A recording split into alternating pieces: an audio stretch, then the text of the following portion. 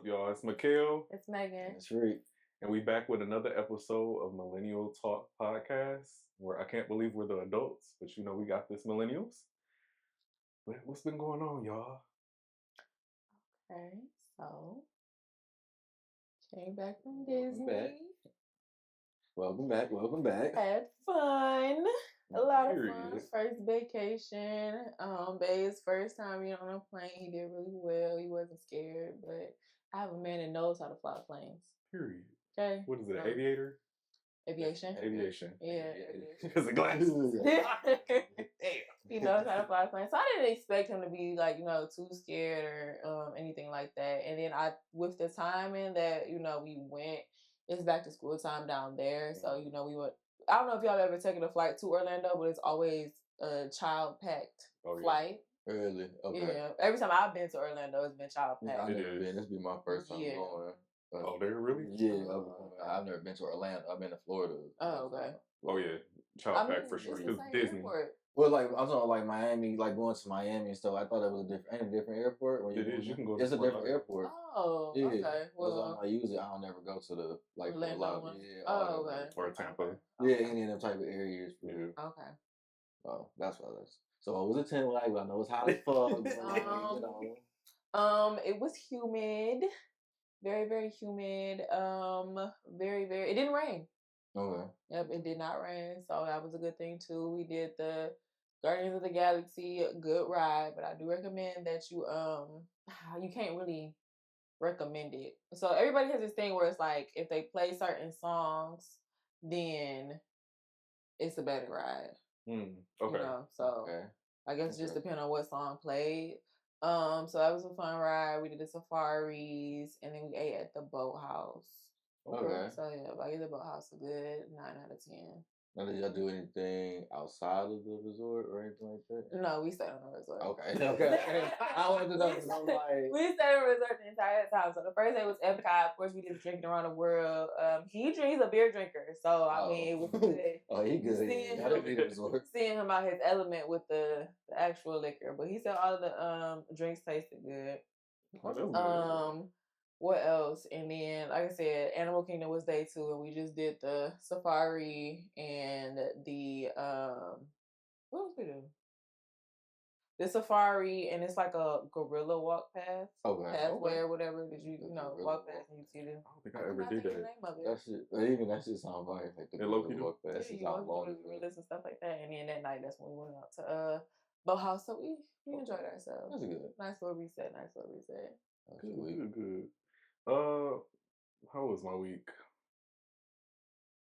I'm tired. But no, nothing too crazy. I feel like it was just a regular week. Yeah, nothing like really, it's just been hot. I've been sweating. Michigan humidity is crazy. I feel like it's just been 90 back to back, like, and raining.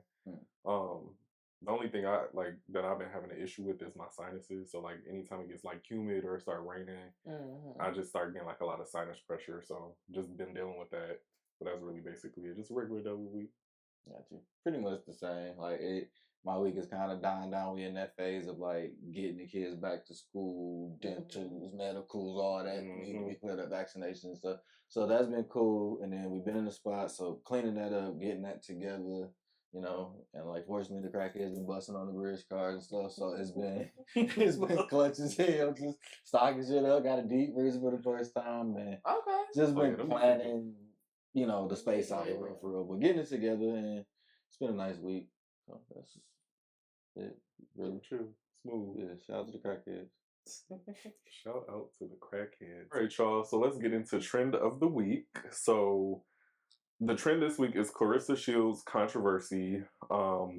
She has so much going on. So from the Papoose and Remy Ma thing to fighting Layla Ali and just her all-around character in general.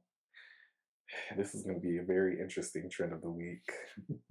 But should I set it up or y'all know what? Where do you want to dive in at? Because it's... Okay, so let's start like this. So to the beginning is... We know that Clarissa Shields is from Flint. She's from Michigan, whatever. She's, well known in the boxing community. or whatever, but she recently got into an elite relationship with Papoose, which is Remy Ma's. I don't think their divorce is finalized, so they're still going through a divorce. Future ex-husband. Yeah, future ex-husband. And that was a whole controversy in itself. We could start with that. So Papoose is known to jump from like a successful woman to a successful woman, and who was his successful woman before Remy? He was with Remy Ma for a long time. But I'm just saying he's starting to have that mantle of being known for jumping into like being basically a manager for everything. So he was a manager of a music artist. Now you're a manager of a boxer. Like Kirk and Rashida. Yeah, in a sense. But that's what they're kind of labeling him as, is like being somebody that's always kind of like leeching off of women. That's kind of like a whole speculation that's going on with that. But how do y'all feel about like if a divorce is not finalized, do you think that somebody should date still? Or do you think that you should wait until like the ink, the signature and everything is set, signed, sealed, and delivered? From a moral standpoint, yeah. I mean, I guess if you and your future ex-spouse is about to get a divorce or going through a divorce, and y'all, branch out and actually find people throughout that process, I don't think there's a problem with that. But I think the problem is more so, or the weight is more so on the person outside of the marriage. So like Clarissa. Yeah, because it's like technically he's still a married man until that ink is dried and finalized. He is married. Yeah. You know what I'm saying? Now, I don't think that Papoose and Remy are going to get back together, but like, let's say a regular situation, it's still a possibility, That is true. But I think that's more so of a outsider versus the two people who are in it. Like, I don't think that, you starting to date, which I mean, like I said, from a moral standpoint, yeah, you should. But like, if you find somebody that you're attracted to and y'all vibe and everything like that before the ink dries, and I'm talking about the divorce is in the stages of being finalized, like towards the end, not at the beginning. Yeah, not as soon as I don't want to do this anymore. I don't want to do this anymore. And then, sign the paper. No, that's the beginning of the process. Right. But I'm talking about like towards the end of the process. I don't think it's wrong because y'all know y'all made up your mind. This is where I don't want to be. Got you. You know what I'm saying? What you think? I think it's more circumstantial, like with the situation. I think with Remy and Pat, they like it was infidelity. You know what I'm saying? Allegedly, it just happened. Like, but that is where that stemmed from. So I don't think I should double punish the dude or put him to some, or whoever. I'm gonna say in this situation, it's Pat Poose, but put them to some moral kind of standard. Like, oh, bro, don't do that. And it's like, well, he got to deal with the infidelity part. I don't know if she is or isn't gonna stop, and it clearly seems like she's not. So then now you gonna sit here, do this just for the sake of like trying to be morally upstanding in this situation. Like, no, fuck all that, bro. If you want to go do what you want to do, to do your thing. I think it's unfair for anybody to label him kind of like a man who leached off a woman when the first woman he was with, even if he managed her or not, he held her down through her being incarcerated. Yeah, that wasn't the point. Yeah. So for me, when it was a detriment to him, he still stuck around. So if he's somebody that's leeching off a benefit, then that would be one thing. Number two, for me, is it's one thing to say you a leech, it's another thing to say when you elevate somebody. And from what I look at, when he get involved with these women or he's elevated. And I can even say they elevated each other, maybe not Clarissa, but with the Remy situation, like Pat came in, she was the artist that came from the Bronx, stuff like that. And then they worked, and she became who she was in the industry, still got incarcerated, but has a name within the industry from just a brand name standpoint. And if he's her manager or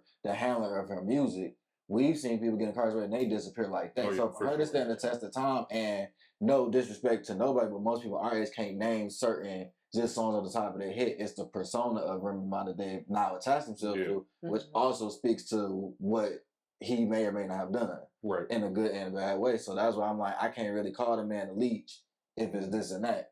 So I just think he a dude who we witnessing go through heartbreak in public. And true. I never looked at him as a leech though. I never looked at him a leech. I don't know who's doing that, but like it never gave leech. It just gave. Well, when they was together, it gave partnership. They was making rap songs and everything. They like everything was cool, So I think they were like specifying on the fact that he's like, I guess his managerial style was music, and I was going from that to like a boxer. So now he's managing someone completely different out of his field, basically.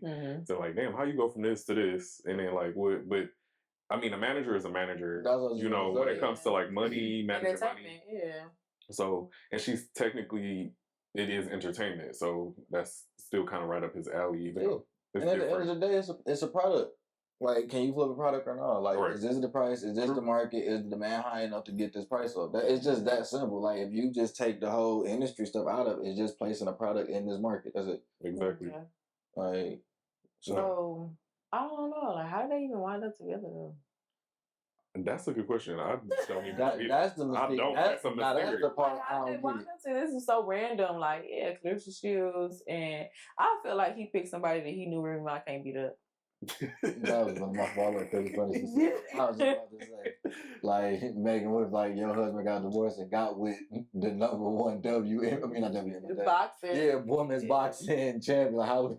No, me and my boyfriend was talking about it. He had mentioned that. He was like, yeah, he had to get somebody she can't beat up. I'm like, I mean, Remy Ma will fight. She will go back to jail if she does fight, but well, she ain't stupid. She said that numerous times. She's like, I'm not about to take a bid for y'all. Yeah, she ain't.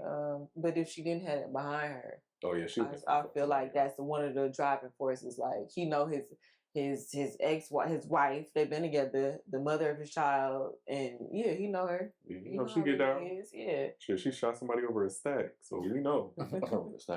So what about the fighting with Layla? Yeah. So before we get into Layla Ali, like, do y'all know Clarissa's stats? Like stat? Like, what you mean? Like, meaning like how many wins she had, how many KOs? Yeah. No, I was on my head, man. Ain't nothing to look up. She from. Ain't nothing but to look it up. Yeah, you know, I'm just saying. I actually don't like watching boxing. I can't take it. The last. I cannot take it. I think the last one was the big one, like with Pacquiao and Floyd Mayweather. That was the last boxing match I watched. Not gonna lie. That's because it was like so big. They be fighting. They do. They be whooping ass. I watched that. I like UFC though. I see UFC all day. Yeah. I watched all of it. So. I can't. Yeah, I had the video game and everything. I can't take it. I think last fight I think it might have been Tanker or Crawford, whoever. I don't know which one. I don't know if this fight was more recent, but the controversy behind the stats is basically that Layla Ali had I think it was like, don't quote me, I'm just pulling from like my memory, my Rolodex. I think it was like close to the same amount of wins as her knockouts. And they were comparing it to Clarissa, which she only had like, she had a lower knockout count, and her wins are kind of low. I mean, I think she had a decent amount of wins, but her she hasn't had that many fights as Layla. So they're comparing it based off of that. But to set up like the character behind a boxer, like how do you think a boxer should move? Because we see Layla Ali being a legend and, you know, all the things that she's done for female boxing compared to a younger, you know, upcoming person who's, you know, making a name for herself. But you know, how they carry themselves is too different. Because I can't even say back in the day, I don't think Layla, I mean, social media wasn't like how it was now. But no, when Layla was boxing, yeah, but I just feel like she carried herself different. You can kind of tell, you know. Yeah, I think, I mean, kind of for the times at least, with Layla, I believe that she felt the pressure of completely representing like women's boxing for what it was as a whole. Like, and in the previous episode, I think Maegan said with one of her teachers at one of the churches or something like, or the youth pastor was like, it's about how you kind of represent in this space. And I think that's kind of some of what Layla felt. So even with how she represents, like, period, like what you would even see her publicly is that of a boxer that's a legend, and just how she just is to me, like her demeanor. While Clarissa, I think, is in today's climate where it is some of the showmanship that we kind of get from the internet, but it's with a kind of gaudiness to it, I would say. Which is why when you see her walking around in the hills and shit, she get the wobbling and the legs don't work. It's just like, this ain't you. This ain't you. Not wobbling. It's wobbling. Like, you think she had no footwork. That's like with footwork in them heels doing that. That's what I'm trying to tell you. Even athletes, like football players, they say ballet classes. Yeah, so it's like, but I think that goes back into. I'm just listening. That goes back into like what you were saying, like, you know, her wanting to put on for female boxing. I think a big part of that was like being effeminate, but still being able to knock somebody out. Right. But also behind all of that was the Ali name. Yeah. So it means that I don't have a choice but to carry myself like this. My father is a legend, if not the GOAT of boxing. Right. So I don't have a choice in any aspect. You know what I'm saying? Like, I'm making female boxing bigger. So I have to relate to the female, but I also have to be strong enough to fight and knock somebody out. Right. And I feel like with Clarissa, like, I agree with you 100%, that gaudiness. And I also feel like it's like a lack of like PR training and stuff like that. Because there is no way that nobody can say, okay, let me show you how to walk in heels. You are a woman at the end of the day. Or not put her in that outfit. Any of them outfits. I'm just saying, don't wear no heels. That pink outfit, I just don't understand. I know. I do. That's the one we were all thinking about. I don't know why. I don't know. Is she the stylist? PR training? It's just like she can be arrogant, she can be cocky or whatever, but it's like, because that comes with the sport. It's like, her team. It's the team behind it. It is. And then I do want to say this, like with her, you know, challenging. Man, the boutique where they got it. Ooh. Yeah. With her challenging Layla. I don't know why with women, us women, there is a thing. Well, okay, let me scratch that. With women in the industry, I don't understand the whole. I mean, I guess you gotta prove yourself, but I do not understand the whole coming after those who have paved the way. Like how Nicki Minaj did with Lil' Kim. And then now, yeah, I'm saying this because the truth is the truth. Tread like Tread like the truth. Like, y'all cannot say that Lil' Kim didn't pave the way for Nicki Minaj. Or even for Trina. It was like Lil' Kim, then it was Trina, then it was Nicki. Like, with the, I don't say the style of rap, but like how they dress, what they rapped about, and everything like that. Like, come on now. Yeah, Lil' Kim started, not to turn this into a Lil' Kim thing, but yeah, Lil' Kim started that whole like, they were talking nasty, but not like how Lil' Kim was talking. Yeah. And then she was the first one that got linked to like high fashion brands. That was the thing. Trina took it up a notch for sure with the nastiness. But yeah, she did. But I'm just saying, like, as an example, and now you have Clarissa, and it's like what we can all agree on. Layla, how many other female boxers did you know from that time that you can name right now? Not one.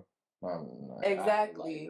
She kind of made it bigger and paved the way. Of course, like, again, her last name had something to do with that, but she can also fight. Yeah. That's the thing. She can also fight. Show that. So why are you coming for her instead of, hey, you know, can you show me some pointers, XYZ? Because even with that, touch on that. The dude that fought Tyson. Jake Paul? Yeah. You know what I'm saying? It wasn't, I mean, obviously, I feel like that was like more for show than an actual fight. Yeah. But I feel like he still kind of honored him as, you know, you one of the top boxers. Come on now. Yeah. And she's just coming for her. I'm glad she didn't respond back. I'm gonna be real with you. I think that's to your point though, like how you said I can't name X, Y, and Z boxers and stuff like that. It's kind of like, well, who else do I shoot at the same time? You know what I'm saying? Like at this point, I've been fighting all the people. Anybody I said are the best. I have fought them and I've won and knocked them out or whatever the case may be.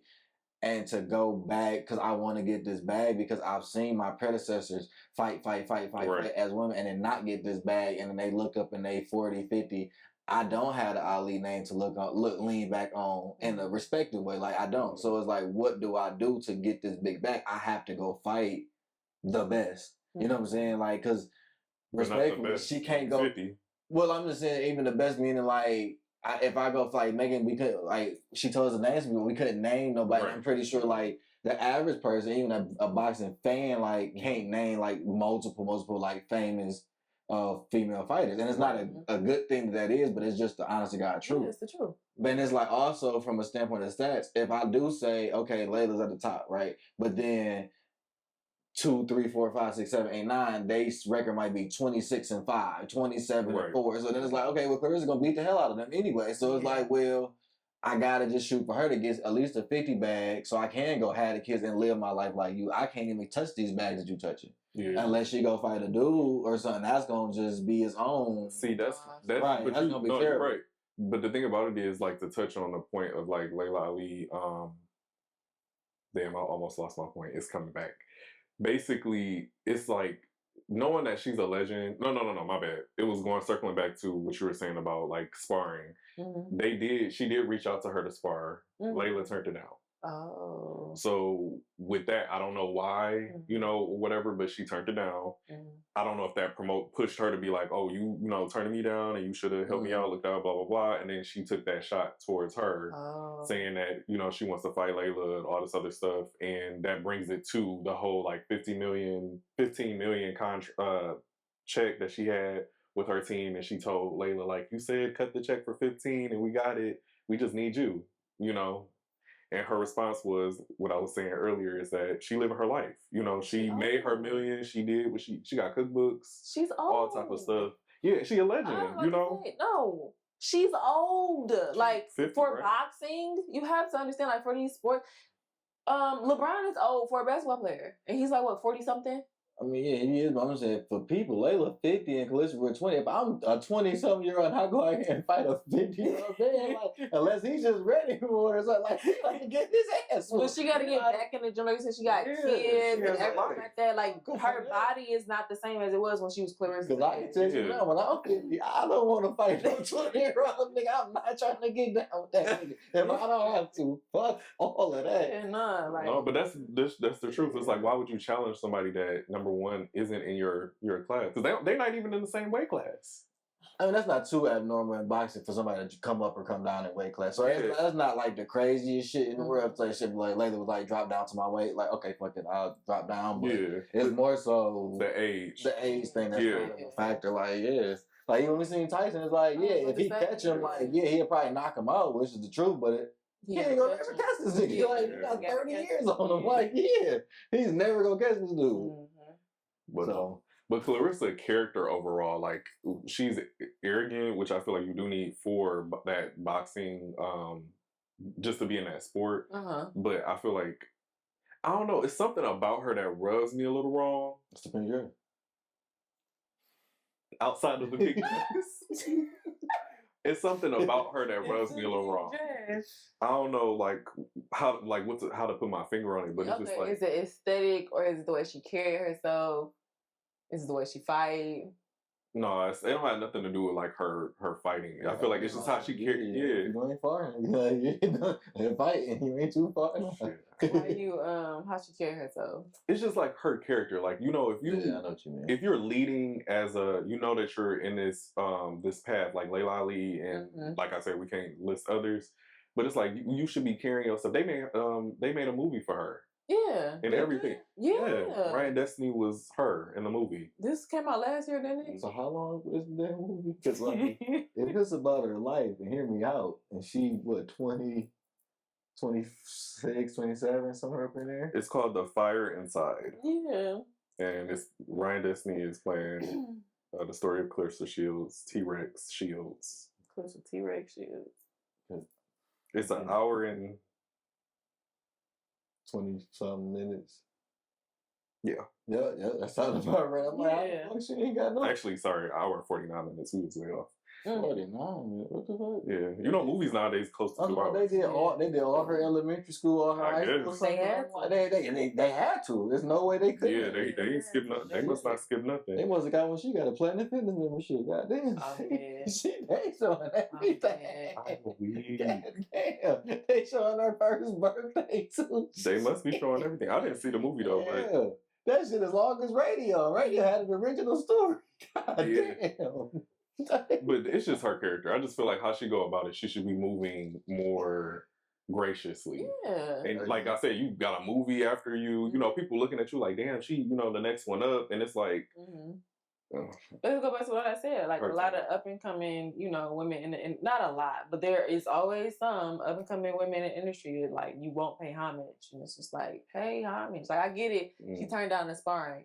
She's 50, she's old, like Yeah. I don't want to fight no more. That's a tough sport. It's you know what I'm saying? Not boxing. Football, you at least got the gear and stuff. You punch me in my face. Yeah. You know what I'm saying? And she has endorsements. She got to take photo shoots. She got other stuff. Like, no. I think Keith said the same thing.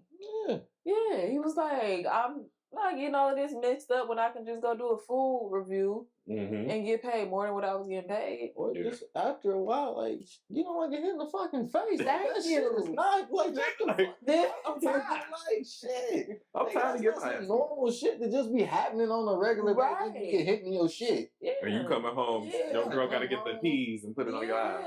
You can't, like what the Felicia Rashad said, you can't even wipe your ass because your hands hurt. All types of she had to drag them up the stairs and stuff. I'm free. She said it. She said the truth is the truth.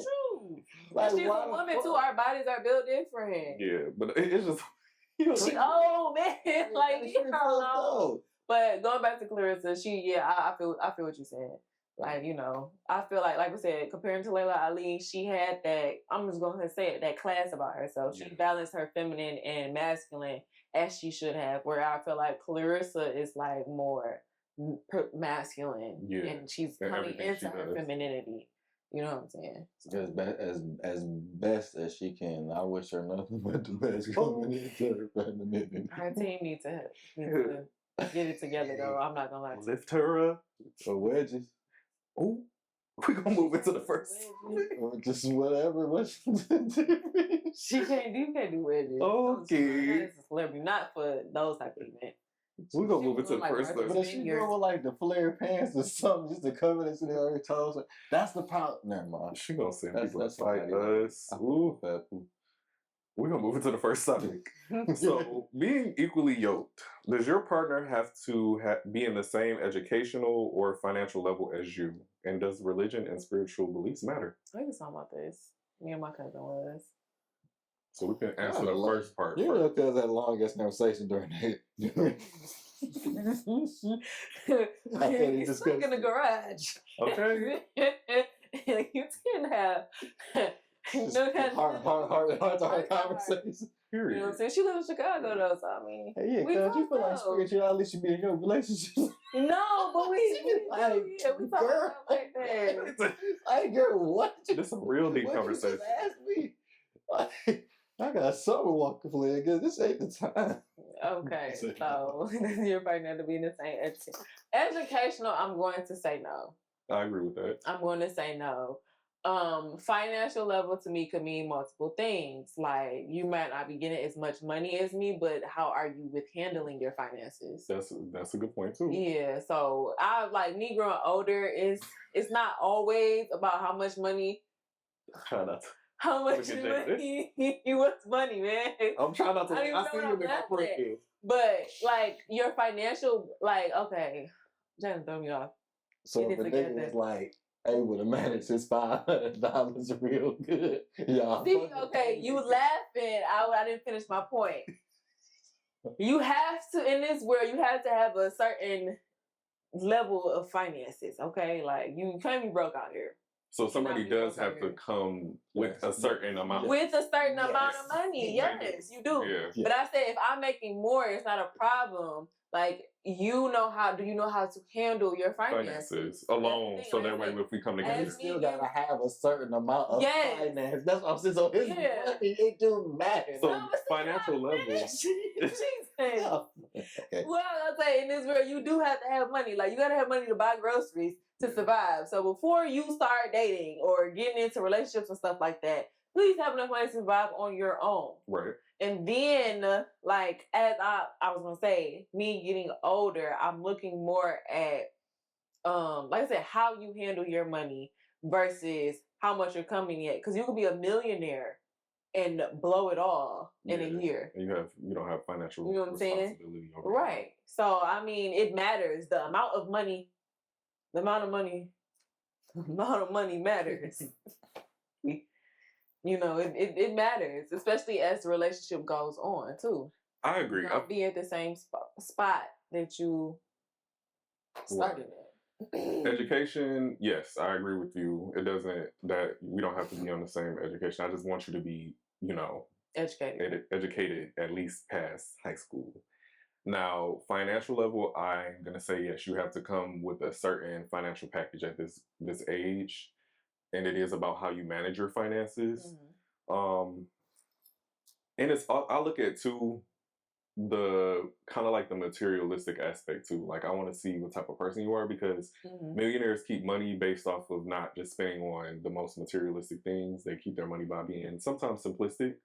So I want to see if we align in that because I'm in a different phase. Like when you're young and you want to splurge, I get that. That's not an issue. But once you get in that age range of trying to find a husband or a wife, you want somebody that's going to be kind of like wanting to save their money, invest, whatever. Right. So I'm at that point, and we'll answer the question after you. The other question. Oh, I mean, hell no. To be honest with you, for both. Like, I mean, bro, I'm a nigga, bro. Like you. If you single as a dude and she fine as hell at the fucking McDonald's drive-thru, nigga, like, can you? Oh, working at McDonald's? I mean, she in the drive-thru. You niggas who will pull her, whatever. Like, can you get with the program? You feel me? Like, that's really what niggas be on. Like, can you get on with the program? Point blank, period. She could have a fucking master's degree or a doctorate degree over me or whatever. She can't get with the program either. I don't give a fuck how many books you can read. It's just, can you get down with that? And can you bring in the, like, pay, cool, all that kind of shit, whatever. We'll figure that shit out. That's the easy part. Because it's like, she can come in with the job. It could be Maegan as a nurse or whatever. She can fire tomorrow. So it's like that level match and all that shit ain't, it's whatever. Can you get with the program? No, yeah, I know. But I know that. It's just, if we on the same program, then it don't matter. Because then I can rock with you just like I expect you to rock with me. Like if I got fired tomorrow and I'm like, okay, babe, this is what's going on. Vice versa. That's more so what's important. Niggas be trying to, do they check out this and that? Are you a good person? True. Are you a good motherfucker? Can you go hug your mama? Can you, like, you know what I'm saying? Like, that type of shit, that's what I'm talking about. Like, when you wake up. Yeah, like, what you do when you wake up, when you go to sleep at night? Do you talk to God? Or do you wake up and grab your phone? That's the type of shit I'm looking at. So I don't really give a fuck, like, you know what I'm saying? Did you try to go to school? I respect, I get shit happen. Somebody got sick, ran out of pay. You got up there, had a little bit of freedom, started partying. Okay, cool, I get it. What you doing now? That's all I'm trying to feel like. That's shit that matter to me. All that equally quick to finance shit, that shit is relevant. Now the follow-up is more important than me. Well, hold on, because you got a girl and she running through your money like that. Y'all don't have the same mindset towards money. It's like, okay, get with the program, but her getting with the program is being equally yoked. She has to meet you. If she's just whatever with it, she has to meet you where she's at. So you can't say like, oh yeah, I don't care in a relationship, when eventually that's going to be a hindrance to your relationship if they're doing whatever with the money. No, because then I think you gave two things right there. You gave access to my money, number one, initially. So my thing is like part of the program, whatever that may look like for that person. That's why I didn't say it's this broad thing that everybody can put. Like my program for me, like even my lady, is like, okay, this is the finance, this is how it's working out, this is what you got going, this is what I got going on. So it's like, if she like, I can't get with that, I want to be able to, okay, we already, this ain't gonna work. You know what I'm saying? We talked about previous stuff with the girls, all that kind of shit, right? I already say that from Jump Street. That's part of the program this way. It's just, that's part of it. If you already like, this ain't for me, cool. It's no harm, no foul if that's how you are. Right. This ain't gonna work, period. Like, we can fuck getting to them points, like, it's certain things I lay out from Jump Street. That's what I was about to say. I lay it out from, like, a lot of stuff out from Jump Street, so you already knowing this, that, and the third. However, it's great over here. It's just, can you be cool with this shit? Right. And just like, I get you a person, I'm not saying fuck with you expecting this and that. Right. It's just like, it's automatic, like with this, like it's the program, and like, okay, let's acquiesce what you got going on, let's acquiesce what I got going, but it's gonna be a system in this motherfucker. It's just what it is. Yeah, yours is like you saying that you lay it out from the beginning. Yeah, from the front, from Jump Street. Opposed to like people like, oh, we can work and see if you get to that point. No, like that's just what it is. It's not no, what about the nah. Like, and if you don't want to fuck with, I get it. Like, I'm not mad, and there's somebody out there that fuck with it. That's why you even looking at me crazy from saying that. I get it, but it's benefits to fucking with that program. You know what I'm saying? It's like I offer up these crazy benefits with that. So it's what if she had a program? No, I just said she do. I said she do once she come in, and we acquiesce to what that is. Like, it's not no dictatorship, but I'm saying, for me, when you coming into, I'm not focusing on this right here. This is my program. You got your shit, and it's like, I don't want a nigga to do it. Cool. If that don't work for me, then you opt out. I'm out. I opt out. You know what I'm saying? Or if you like, I need a nigga that's gonna pay this. okay, you ain't that fine or whatever. No, for real. Like I might have did it. I might have been cool with it at a point. What was going on? No, straight up. If that's just what, because if you approaching me, that's what I be telling people. Meet people where the fuck they at and what they are. So she's saying, hey, pay this. That's what I need for nigga. I thought of that. Do that. All right, nigga. She told you what it was. If you want somebody that's pretty like this to throw ass on you, this is what it is. Point blank. Period. You trying to then come in and be like, oh, she gonna rock with me. She gonna be like this. Nigga, that's you being delusional and being goofy. She just told you what the fuck it was finna be. Either you play ball or not. She told you the program. You that is true. People do give you what they want in the beginning. That's what I'm saying. You just have to look. You would have to observe. Yeah, standards and boundaries. Yeah. Standards and boundaries. That's it. Yeah. Okay. Like, that's how I feel with this shit. So the second half of the question, does religion or spiritual beliefs matter in being equally yoked? So, first of all, equally yoked comes from the Bible. The Bible says be equally yoked with your partner. A lot of people think that does just fall on finances, that does just fall on education and stuff like that. But in reality, it's like a yolk is not like an egg from the metaphor. It is, think of, I don't know what the animal is. It's 2 donkeys or whatever. 2 donkeys? What is the 2 animals that be lashed onto each other? It's like you got a hole here for one of them and the other one here. That's called a man and a woman, Maegan. Shit. Okay. I was about to say he's giving you I don't have my phone. When somebody Google yolk, like animal yolk or something like that. And because my brother explained this to me and I never knew what it meant. So, they're basically, I don't say chained together, but think about it like this. So you chained at the foot with somebody. If one of y'all are stronger, they're moving faster ahead of you and they're dragging. They can't see it, but that's what it is. The yoke, oxen. So oxen are yoked together. So it's like one got the little loop around the neck, other one got the loop around the neck. If one is stronger than the other, it's dragging, which means I'm dragging you, but you're preventing me from moving as fast as I normally go. So when you talk about being equally yoked, that's what you want. Somebody that is able to move at the same pace, like what you were saying, but like move at the same pace with you. So when it comes to religion,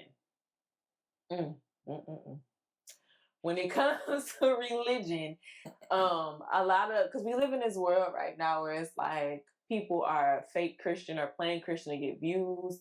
People are using God as a tool instead of having him be Lord, having him be our Heavenly Father. So when you get in a relationship with somebody who is religious or spiritual, believing in God, and then you are not, that's not only a hindrance now, but it is a hindrance when it comes to marriage, because that's one of the foundations that marriage is built on.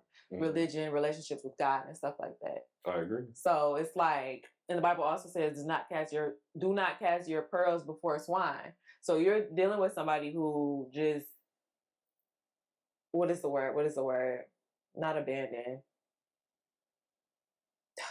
Can't think of the word, but just like, you know. Is it a biblical term? Yes, I think I know what you're talking about. Yeah. Because it's something. It's not. Just talk bad about God. Is it blasphemy? Blasphemy, yeah. There's a whole bunch of blasphemy towards God. And it's like, you're so religious, that person is dragging you spiritually. And I feel like that's something we as a people don't, especially our age, don't really connect too much on. We talked about it off camera with what Tripp was saying. A lot of people don't put God in their relationship until, and this is only for people who believe. Like, if you don't believe, okay, I get it.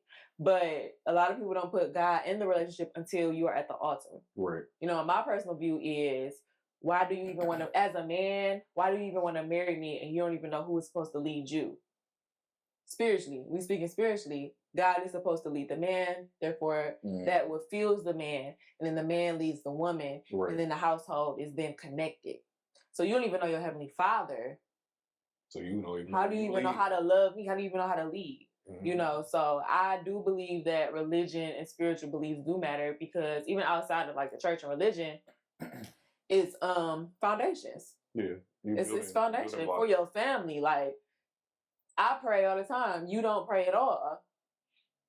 Yeah. You know what I'm saying? We get married and you still not praying. And you wonder why your house is in chaos. You got a direct line to God. Just open your mouth. You know what I'm saying? I agree.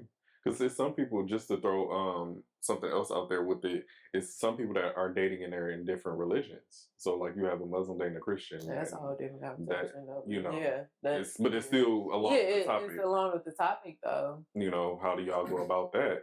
That shit don't work. Yeah, you know. Like just keeping it a straightforward being with you, I just jump straight forward. That shit don't work. Because eventually, especially in one of those situations, especially if the dude is Muslim, you're gonna run into a lot of different issues. But if they just opposite religions as a whole, it's gonna be just conflict because of ultimately if y'all have kids and raise them. I think that's where the issue comes. I think a lot of people be cool with it when it's just y'all cohabitating with one another. Like, oh yeah, I don't care that this nigga praying 4 or 5 times a day. Like, cool, let me just stay out the way. Right. But when he like, all right, well, I want little Ishba to come on with us and like lay down and do whatever. Hey, I'm not giving you ain't getting no light from me. Not Ali, Ishba. But like when he wanna like have him praying and shit, and she like, no, I want to take him down on Sunday. Right. It's gonna be conflict. When she like, yeah, Christmas, she like, what? Yeah. Like, you feel me? Like, if you go run into some issues. And so I just think you just can't really have 2 different religions. I think for Maegan, what I did agree with her, but I've seen where one person prays more or like is more involved with the church or their religion more, and it worked. You know what I'm saying? I think if y'all the same religion, one person a bit more invested, cool. Because I think y'all can be equally yoked, although one person has more trauma.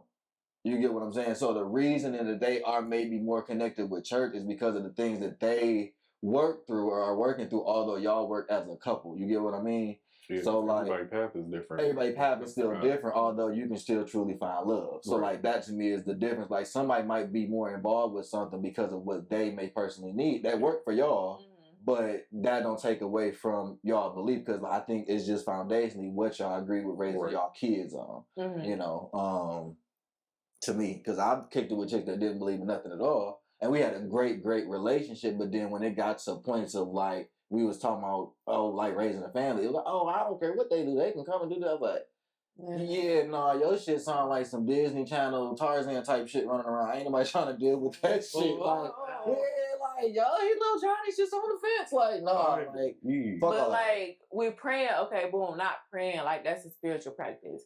But when it comes to like actually learning God for yourself, you know what I'm saying? And somebody, and yeah, you can come from 2 different backgrounds. I do believe that. Like you don't have to, like you said, like the Muslim prays 5 times a day. Like say you're Christian, you pray 5 times a day, because you can't do that. Like I said, prayer is just a direct pipeline, direct conversation line to God. Right. You know what I'm saying? But when I mean like on a spiritual level, it's like, why can't we pray together?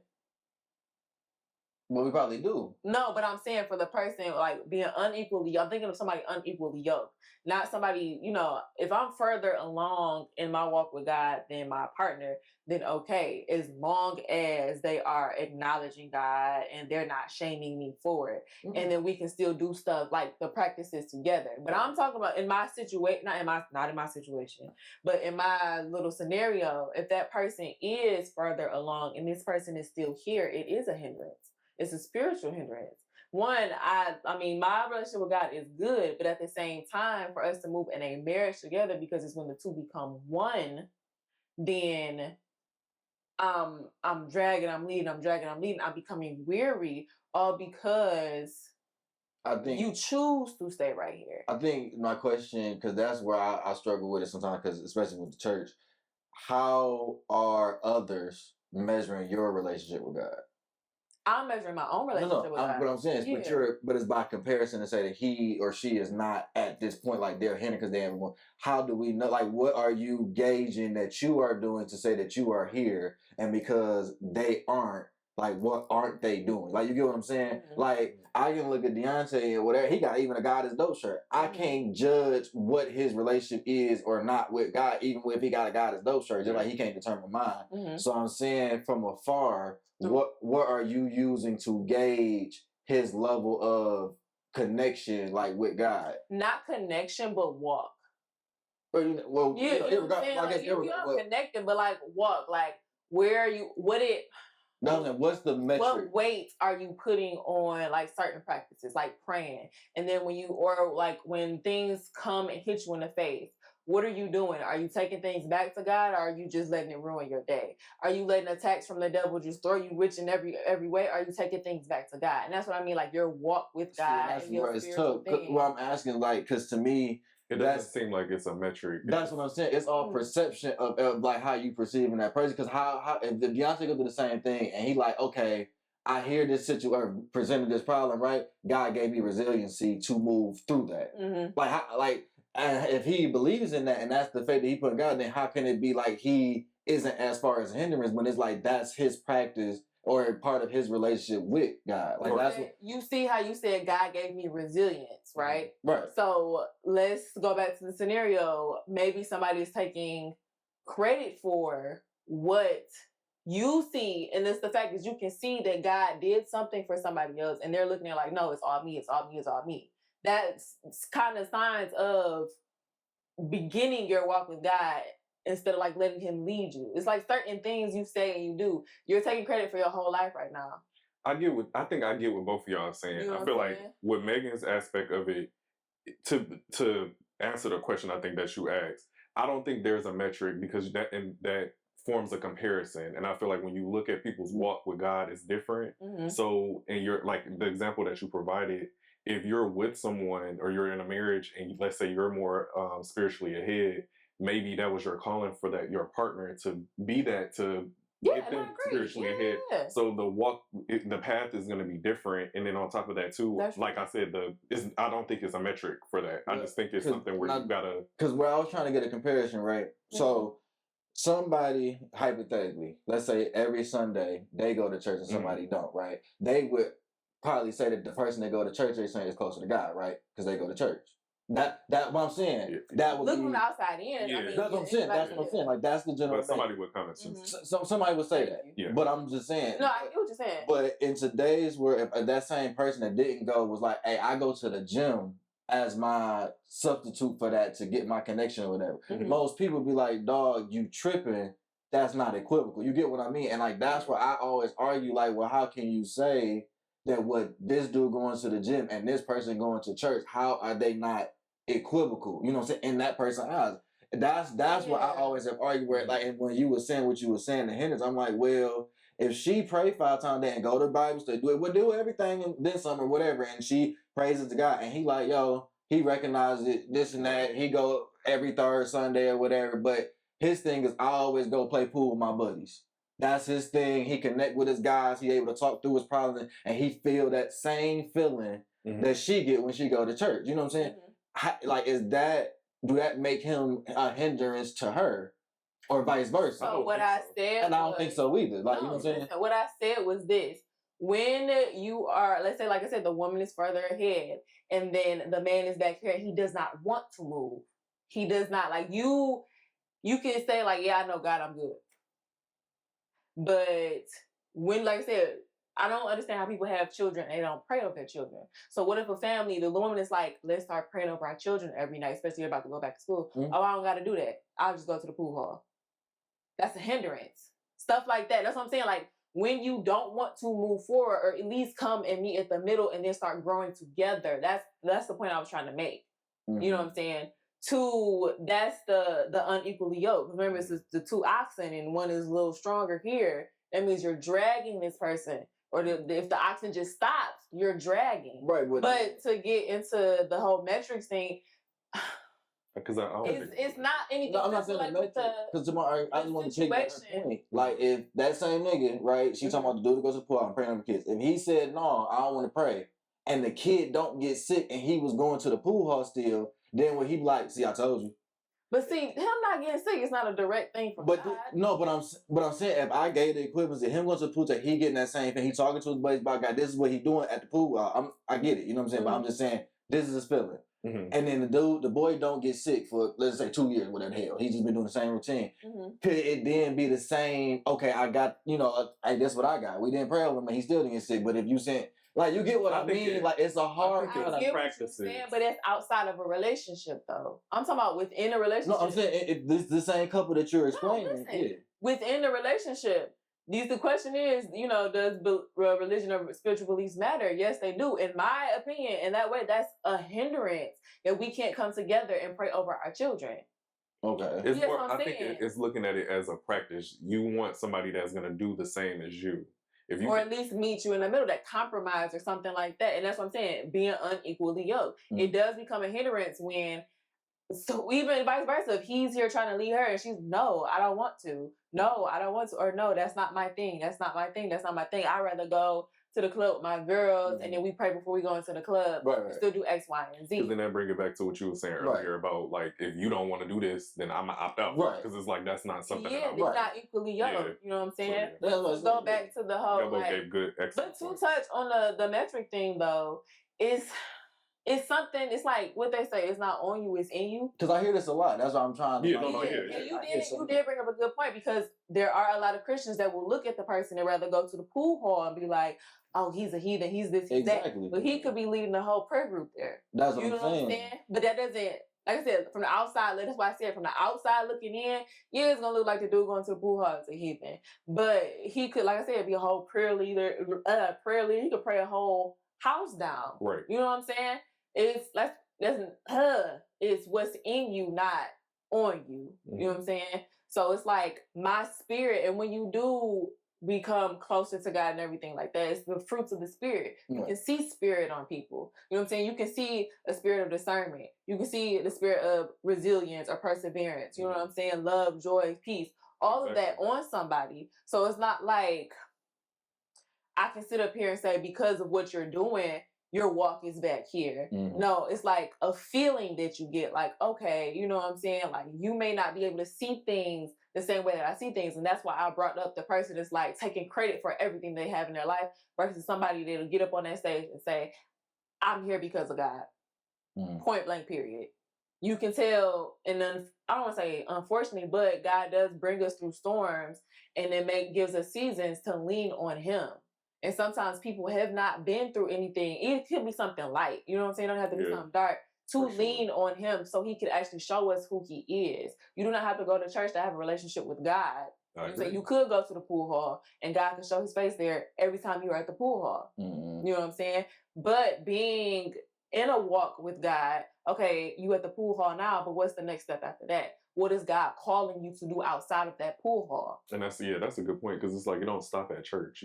This is a lifestyle that you have to live every day, live and breathe. Yeah, and somebody's church is on the street. You know what I'm saying? You may not be, like when my cousin Aaron died, rest in peace, Aaron, earlier in March, the pastor did his eulogy, said it himself. He said, I always tried to get Aaron to come to church. You know what I'm saying? But from what I heard about Aaron, especially like information they give because of the eulogy, they were saying like Aaron's church was his community. You know what I'm saying? He knew God. He walked with God. Right. But just because he didn't come to church that often doesn't mean that he wasn't being a disciple. And that's what Christ calls us to do, is be disciples to everybody who we touch or we reach. A drug dealer, like DC Young Fly and Country Wayne. They literally say like, yeah, I grew up going to church and stuff, but I sold X, Y, and Z on the side.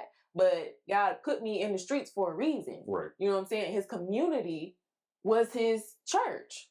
You know what I'm saying? Now he's on a bigger scale where he can say, Jesus is popping. I give all the credit to God. And that's how you can tell or discern somebody who's had a longer or may have I don't want to say stronger connection, but has gotten to know God for themselves on a deeper level or something like that. You know what I'm saying? The spiritual practices, they come and go, because I can say I've been on my walk with God for X amount of years, but we all fall off. So I can't say because you pray more than me, you're stronger, you have a stronger connection. Right. You know what I'm saying? And I can't say because I pray more than the next person, I have a stronger connection, because something can happen and it can take my whole attention away from my spiritual practices, me reading my Bible, me praying. You know what I'm saying? Yeah. I see both sides. Yeah. I agree with both of y'all, said. This is a very, very, very good topic to talk about. And I feel like you know, if you are, you know, dating, looking, you know, dating somebody or in a relationship, these are talks that you guys need to have to, you know, further y'all relationships, especially if you're getting married or planning on Definitely conversations married. to talk about before getting married. Yeah. But now we're gonna move into something a little lighter. What movie would you say defines you? Hidden Figures. That's a good one. Yeah, right off the dome, Hidden Figures. Because first of all, Taraji played that part. She said, "I work like a dog, day and night." I remember that. But I say that because I am in STEM, I guess, in a way. My degree is in biology, so like me working, like me seeing that movie when it came out, I want to say like my junior year. Yeah, I think Yeah, in college. Yeah, that February. It touched my heart because it's like you always see the regular people that you see for NASA and everything like that. But to see who was on the back end of that, actually pushing that particular program, it was like I felt seen. You know what I'm saying? All of them, even though I wasn't in engineering or whatever, I was more like you said on the biological side of it, like pushing and being that force behind it. And it's kind of like where my heart is now with medicine. You know what I'm saying? I went from wanting to be a doctor to want to be a nurse. I'd rather be on the back end, hands-on with the patients, pushing the next, I don't know, discovery or pushing the next doctor to view a patient a different way, you know, advocating more so. So I seen it, I felt seen, and I feel like, you know, that's actually that kind really of good defines me, like resilience and pushing, no matter, and not getting that shine. Like I'm okay with not getting the shine. I'm okay with, you know, playing the background when it comes to my role and what God has placed me to be in the medical field. I like that. That was like Hidden Figures was a really good movie. One that comes to mind for me, I'm laughing because it's kind of funny. Is the Addams Family. Growing up, I don't know. I've always been into like the macabre type fantasies and stuff like that. So like the, you know, dark stuff. And one thing about the Addams Family, and I'm specifically talking about the one with Angelique Houston, not the series, the older one. I don't know if y'all know which one I'm talking about. Yeah. I just love how, well, in general, the Addams Family is very, they're outcasts, they're different, you know what I'm saying? But they have their own way of doing things that works for them. And it just came to mind, and basically because I was watching Wednesday, it just made me realize again that you can move how you want to be. However you want to be is going to work for you always. To do things based off of what other people want or society wants and stuff like that can confine you to a place where you don't feel like you're being who you are. And that's one thing that I took away from that, because it's like, yeah, they're different, they're weird, they're, you know, all these things, but they're living in who they are, you know, and I feel like that's super important. Especially with kids, like making kids understand that you could be whatever you want to be, as long as you're not hurting nobody, you know, the other obvious moral compass stuff. But just to be able to be who you are and move through life and have your own separate passions and stuff like that, I feel like that's super important. That's what like I always felt when I watched the movies. And to this day, I still, you know, love watching it. And Gomez and Morticia, like that, they love Little Quirrell. I love that. I don't know. I just enjoy watching it. But I would say that, you know, Dark Little Macabre, that's kind of like where my heart kind of stems from, I feel like. I was over here trying to think. I had lost the movie I had just had in my head 2 seconds ago. The one that I always think, at least immediately, is like Paid in Full. Okay, yeah, Paid in Full is good too. I think Ace in particular is a character I connect with like really, really well. Always been a true laid back guy, and the decisions he made, I can definitely relate to a lot of the decisions. But his motive was always like to family for me. It was always that, and like Maegan said, that background thing. I ain't never really cared to be the flashy person. I like to be funny and comical and shit like that. I mean, say women now, but and stuff like that. I had to think about saying something if I remembered it. Mention that one too. Is the truth that he lived, even in the movie. He wasn't trying to be this particular, it was just him. He wanted to put everybody on, which ultimately was his downfall. And I could also relate to that and the pain that comes with that. But when he came full circle, he was able to take the fruits of his labor to ultimately provide for his family and then move on with life and be comfortable with that, with again not being grandiose. Right. And I also feel like that the other movie was Major Pain. That's Major what, Pain. so just for how I am, like that I'm the discipline, I'm that guy, like, hey, we finna do this how this, but I'm also funny. I like to joke with the kids, I work with kids and everything. You know, he got with, ironically, the woman I had a crush on even growing up, which was Hillary from fucking Fresh Prince. So it's like that experience, like that, monogamy, like you said, that love and stuff like that. And then they had adopted Orlando Brown. But I'm just saying, like, that family aspect and then still being who you are. Like I said, that program, he was in there like, I'm not voting, but I ain't with that. And then she came and was like, no, you got to be a little softer. You got to, and I get that, you know, from that standpoint. So them two movies, I think, is the ones that kind of define me pretty well. Yeah, movies. I feel like now these movies. It sounds like for you, you were younger when you watched those movies, right? Yeah, when I first seen them. And then for you, Hidden Figures is kind of recent. You know, 22. Oh, 20. Damn, it's been that long. Yeah. Oh shit. Well, I mean, like comparing it from like you watching it as a little kid to you watching it, in college, you know. Do you have a movie that like as a kid molded you to be, you know, how you are, or I don't think so. no? You can't think of it? Okay. I just want to ask that because I think we both mentioned movies that as a kid, I'm trying to think. Because as an adult, shit, I don't really know what movie has recently moved me, or I would say at least reminded me of like why I am the way that I am. Besides watching Wednesday, that's the only thing. I can't think of nothing else. I liked what's that movie? Oh my gosh, not Great Debaters. I love Great Debaters, but the other one with Mario. Freedom Rider. There we go. Oh, that was good too. No, that's in my top 5. That's really good. I loved that movie. I swear we used to watch the Great Debaters like all the time in elementary school. They used to roll that little TV in there. But I feel like, okay, I guess that played like a smaller part, but just the aspect of like her coming to more like the inner city and not judging the kid or the kids for where they at, where they were doing. Like she met them where they are, and I guess it kind of like talked to me because, like I said, me and James are the only ones from our family on both sides that's from anywhere west, but we're also from the suburbs. So we grew up seeing both sides of the track anyway. Right. So it's kind of like, not a reiteration of our life, but it's like we were always so taught, don't judge. You know what I'm saying? Yeah, like what you see from the other side. We were always taught, don't judge, adapt. Yeah. You know what I'm saying? So, yeah. That's a good point, too. Yeah.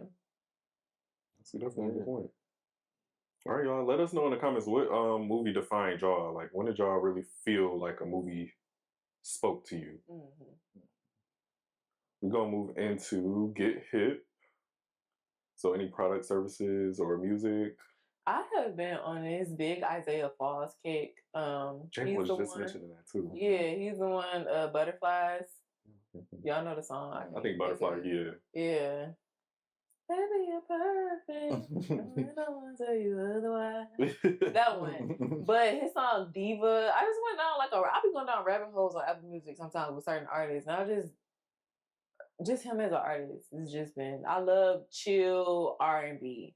I do too. I really do love like chill R&B, like the old Party Next Door, the old Weekend projects. So yeah, I love music like that. I do too, and I'm actually getting into gospel R&B. So it's a artist that I learned from. Have y'all seen Praise This with Chloe Bailey? So she's actually in the movie Corey Hawthorne. Oh yeah, I love her. Yeah, so she has a song called "Cry" that I've been listening to, and it was really, really, really good. Have you heard anything off her first album? No, I'm actually like on Apple, you know how they like if you type in an artist name, they'll just start playing. So I've been like kind of listening to her catalog, kind of like out of order. Okay. So I don't really know what's her first album. I could have listened to a song. The blue cover. I think it's Cry. I think Cry is on there. Might be. I don't know. Yeah, so I listened to. I have my handful of songs that I like from the album though, but yeah, I love her. Yeah, she's dope. Her music is really. It's one thing that I was worried about when it came to like the whole like hip hop, rap. I mean hip hop gospel, and then like rap gospel, and then R&B gospel is that it will lose like that. I think people will say the feeling of anointing because it's kind of like in a little bit R&B is more like secular. We're used to it being like that, opposed to listen to like old school gospel like Yolanda Adams and stuff like that, and it has like a different feel to it. But I don't feel that with her. Like when I listen to her music, it just feels like she still has like that anointing. You know what I'm saying? Yeah. And I like messed up because I'm like, no, they did the same thing about Ty Tribbett and Kurt Franklin when they was coming out, like with all their music and stuff like that. that ain't really seem like R&B to me. No, it's not R&B, but I'm saying like lose the anointing. Like with their style of music, they were saying, "Oh, you're gonna lose the anointing because of Stomp." Really, Melodies from Heaven. Really, Stomp? I remember you know what I'm saying? Yeah. Okay. How you losing your anointing through that? I just feel like it's a beat. A beat is a beat. And then Erica Campbell, she did the I love God. You don't love God. What's wrong with you? What's wrong with you? Yeah. That was on the trap beat. She didn't lose her anointing. It was on the radio and everything. Yeah. So no, it's not you're not gonna lose your anointing. You know what I'm saying? Unless that person is talking about some crazy stuff. No, for sure. But no, check her out if y'all haven't. Yeah, for me, still on my same documentary binge. I think I did. I watched my worst roommate. We watched that one. Okay. Yeah, I thought they added some new episodes, but some I had just missed. Seen them all the worst roommates. And I watched this documentary. It's called Prison U or Free Prison or something like that. It's basically an experiment they did in a prison where they had like open cells and kind of open the prison up. Wow. And so I just got into it, and I needed something to watch, and I been skipping over. Like, I don't want to see that shit right now. That's gonna be depressing and shit. It's gonna be just sad. Like, just seeing that shit is sad. So, the first episode, the warden just kind of presented what was going on and the idea, and was like, "Yo, y'all kind of act right, don't fuck up, and this and that. We'll keep the doors up and let y'all get more privileges and benefits and shit." So some niggas already started plotting, like, all right, cool, we're gonna start doing this, then the third. So I'm kind of seeing how they politic around the prison or whatever. So next couple episodes, I'll let y'all know what's going on. Oh, that sounds like it's a good watch. It's a good watch so far. Is it like what 60 days in?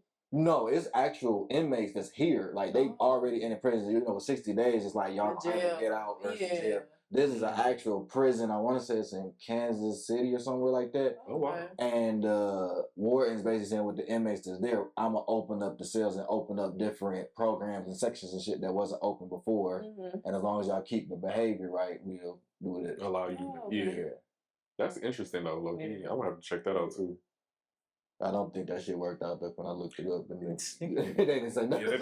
They shut down all the at that point. I think it worked out, but I gotta see the cliffhanger at least. Like, shit. All right, now y'all, we're gonna move into If I Knew Then What I Know Now. I don't have a word. Or maybe we should. I feel like we on kind of like segment. Maybe we should do If I Knew Then What I Know Now About God. Oh. Okay. We looking like who's jump off. Oh my gosh. If I knew then what I know now about God. That's a good one because I feel like it really does hit home with what you personally. He is a just God, meaning that right is right, wrong is wrong. He is going to handle the wrong. You don't have to handle it. He's going to, handle the right. You don't have to handle it. Not only is he Lord and Savior, he is a father. He is a friend, a protector, and a promise keeper. What? No, I need more time to think.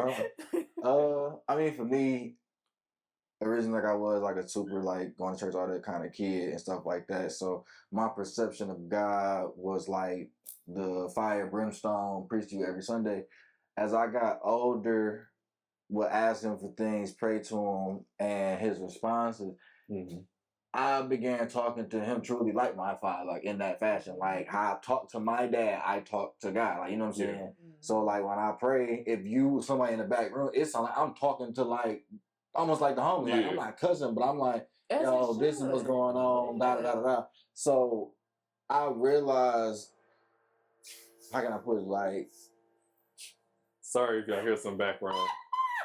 My neighbor's mowing his lawn. I see. See, but what a time. But anyways, no, yeah, I work in a mysterious way, but no, it's just that he as a father would look at you when you make decisions. He can get disappointed. He can get angry Exactly. at me. He does forgive me and so on and so forth. So like I realize sometimes like, oh, this nigga pissed off at me right now. Should I be pissed off at me too? So I gotta walk this alone until he speaks to me again. I just be cool. I be accepting of that. Like it'd be like, you ain't talked to me in a minute. You still mad, huh? Like I just say that just sitting here at the desk or something at work, and then a couple days later I go to pray and he like I hear or get a response or something like a let me know my spirit feel them like. Yeah. All right, we back. All right, cool. I knew he was mad for a minute. Like, man, like, Yeah. get back in the crib. Yeah. I don't know. I feel like for me, one thing that because I also grew up in the church, but I stopped going to church. Mm-hmm. My mom and my dad have always been like heavy church people. Mm-hmm. But for me, I feel like growing up, I was the one that kind of like always had questions that I feel were due to how people kind of came across. It made it seem like I was like the outcast in a sense, because I'm like, okay, how do you know God is real?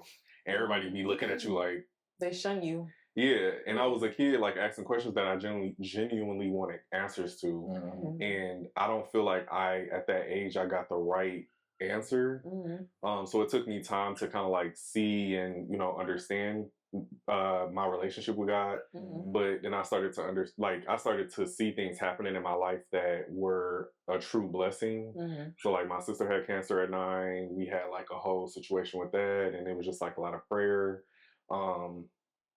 And then just even becoming this more so like resilient type of person, like I started to really understand like I am stronger than what I always thought spiritually. Like my will is set up different than what I've seen people like cave in on. I would never. Mm-hmm. So it's just interesting like how I'm set up. And I just started to realize the older I got, like, God is definitely real, definitely somebody, like you said, that's a just God. Anything you do, I stopped being people's karma. Going back to previous episode where we be doing shit we ain't supposed to be doing. Yeah.